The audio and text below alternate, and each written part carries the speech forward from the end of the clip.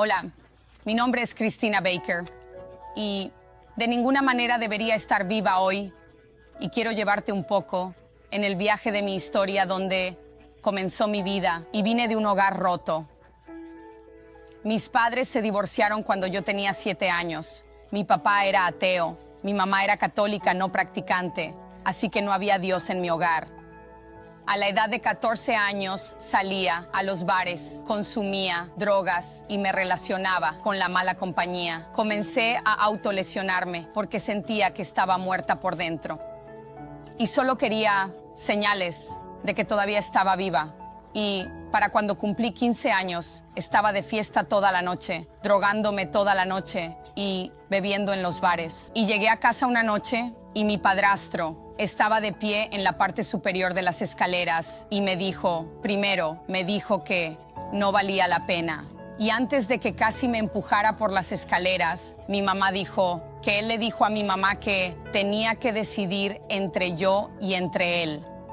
Mi mamá tomó una decisión esa noche, tenía que irme, así que me pusieron en un boleto de ida desde Santa Cruz, Bolivia, donde vivíamos, hasta Maui, Hawái. No había visto a mi papá en 10 años, así que con una mochila que contenía toda mi vida y una guitarra eléctrica a mis espaldas, llegué a Maui, Hawái, buscando a mi papá, sin saber si lo reconocería. Después de estar sentada en el aeropuerto durante unas 6 horas, mi papá apareció y yo tenía maquillaje negro alrededor de los ojos, tenía picos, estaba vestida de negro de pies a cabeza. Y mi papá me da la noticia de que después de muchos años trabajando en el campo petrolero, lo perdió todo. Tenía una mala adicción a la cocaína. Y mientras seguía los pasos de mi papá, me di cuenta de que esta también sería mi realidad. Y él dijo que terminó sin hogar, viviendo en una tienda en la playa.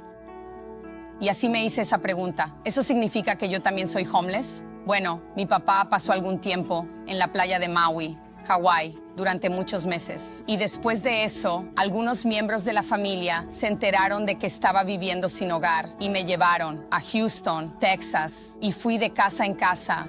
Nadie quería lidiar con una adolescente gótica adicta a las drogas, así que me enviaron a Pensilvania, donde estaba viviendo en un Red Roof Inn. Y el entrenador de mi hermano iba a una universidad en Harrisburg, Pensilvania, y el entrenador de mi hermano fue a una reunión del personal en una iglesia a la que asistía y dijo que había un adolescente ateo, adicto a las drogas, viviendo en un motel.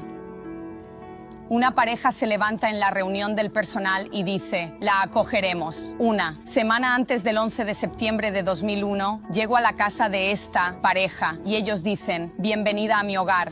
Solo tenemos 2 reglas en nuestra casa y la primera es que tu hora de llegada es a las 11 y la otra es que tienes que ir a la iglesia con nosotros todos los domingos. En ese momento miré a mi alrededor. Pensé, ustedes no entienden, soy ateo. Ellos dijeron, está bien, Chris, bienvenido a nuestro hogar. Nos encantaría que te quedaras, pero tienes que ir a la iglesia. Así que cada domingo hice todo lo posible para no ir a la iglesia. Usaba pantuflas de felpa, tenía estas sudaderas negras con palabras obscenas en ellas y yo bajaba las escaleras y su nombre era señora Hess. Ella decía, genial, Chris, vamos, estamos en camino a la iglesia. Así que cada semana iba a la iglesia y escuchaba al pastor predicar sobre el amor de Dios. Y en esa etapa de mi vida no sabía que había algo allá afuera o que incluso existía. Y la verdad que Pete dijo es que tenía una ira en mi corazón que sentía que si había un Dios, Él me había puesto en esta posición y me había hecho esto. Así que cuando dejé su casa, me gradué de la escuela secundaria, regresé al estilo de vida de las drogas y terminé saliendo con un narcotraficante y todo en mi vida cambió. Continué descendiendo en espiral desde ese momento. El momento que cambió todo para mí, aunque no sabía que Dios era real, fue cuando estaba en camino a tener un aborto que ya había programado. Después de haber descubierto que estaba embarazada de un par de meses, estaba saliendo de mi apartamento cuando escuché un golpe en la puerta y era la novia de mi dealer de drogas. Ella dice que necesita hablar conmigo. Ella estaba muy embarazada, tenía 2 niños a su lado. Y vamos al baño en mi apartamento y ella saca una bolsa con un archivo dentro. ella acababa de imprimir unos documentos y pude ver que decía el estado de Texas contra este doctor. Y cuanto más leía, vi que una joven de 15 años había muerto en la mesa durante un aborto. Y luego reconocí el nombre del doctor. Era en realidad el doctor que iba a ver para tener un aborto. En ese momento, esta joven me agarra de la camisa y me dice: Cristina, sé que no crees en Dios, pero mi Dios proveerá para este bebé. Te pido que no mates a este niño. Bueno, en esa etapa de mi vida, ni siquiera sabía que el niño que vivía dentro de mí era un niño. Siempre pensé que un bebé que estaba dentro de ti era solo un grupo de células y solo un embrión. Entonces, ¿quién es un embrión para dictar mi vida?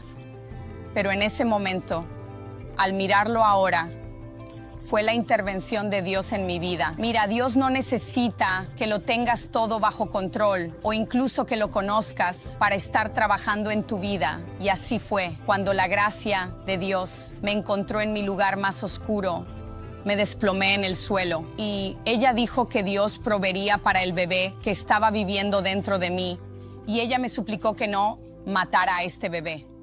Terminé quedándome con ese niño y lo llamé Evan.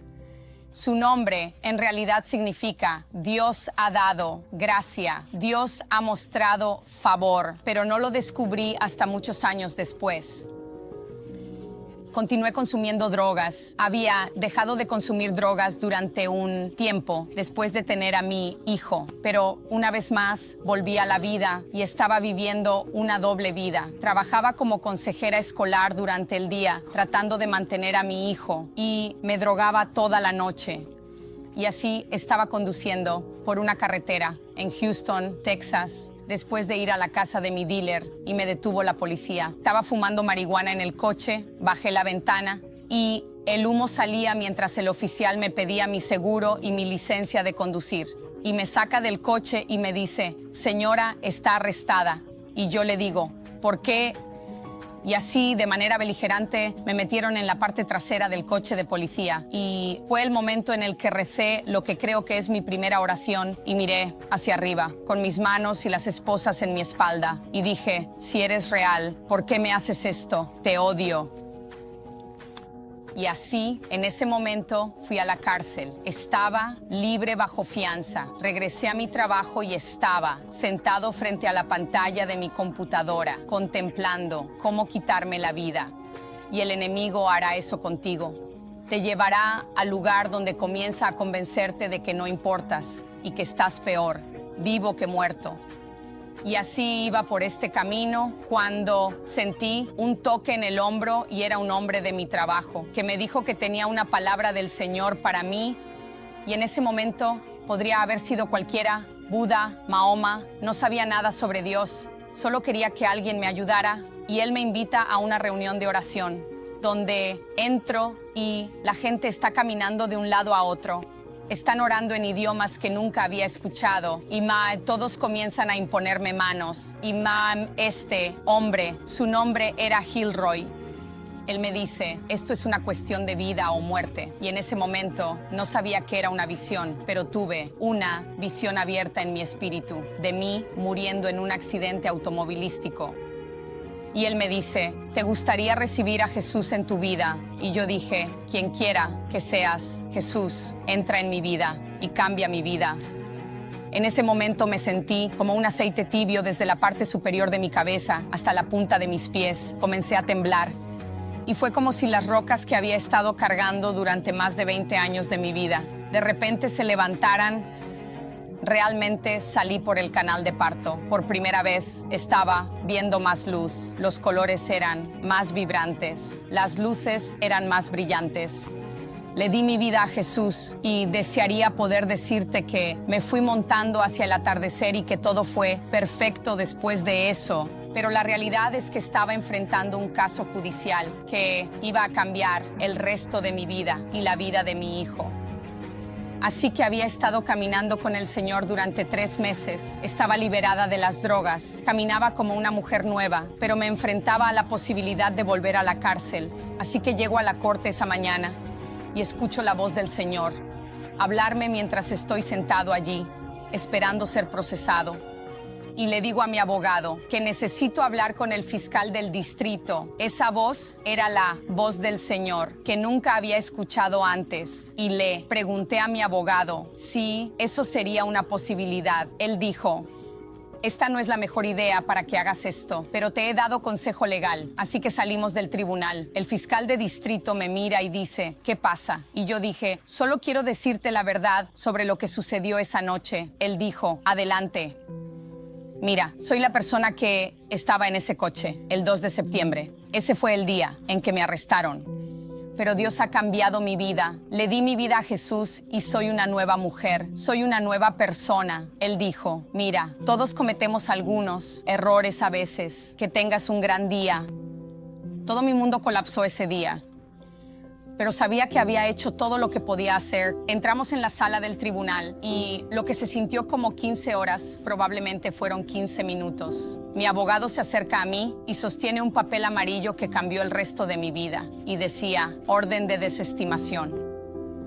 Ese pedazo de papel representaba tantas cosas para mí en ese momento, y lo que hice fue salir de la sala del tribunal y comencé a gritar y glorificar a Dios por lo que había hecho. Y fue en ese momento donde me di cuenta de que había escuchado el mensaje de la cruz.